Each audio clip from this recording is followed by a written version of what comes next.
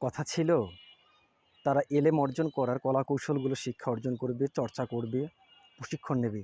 কিন্তু দুঃখের বিষয় বর্তমান সময়ে ভাইরাল হওয়ার জন্য ভাইরাস বক্তারা এলেম অর্জনের কলাকৌশল বাদ দিয়ে তারা কীভাবে ভাইরাল হওয়া যায় সেই কলাকৌশলগুলোই কিন্তু চর্চা করছে, সেই কলাকৌশলগুলোই আয়ত্ত করছে। কার মনে কী আছে সেটা হয়তো বা আল্লাহ তাআলাই ভালো জানেন। কিন্তু বর্তমান সময়ে যে ওয়াজের মাঠের প্রতিযোগিতা, বক্তা হওয়ার যে প্রবণতা, তাতে বোঝা যায় যে তারা জ্ঞান অর্জনের জন্য যতটা সময় দেওয়ার দরকার তার চাইতে তারা বেশি কীভাবে ভাইরাল হওয়া যায় সেই দিকগুলোতেই কিন্তু তারা বেশি চর্চা করছে এবং বেশি সময় দিচ্ছে। কথা ছিল তারা এলেম অর্জন করার কলাকৌশলগুলো শিক্ষা অর্জন করবে, চর্চা করবে, প্রশিক্ষণ নেবে।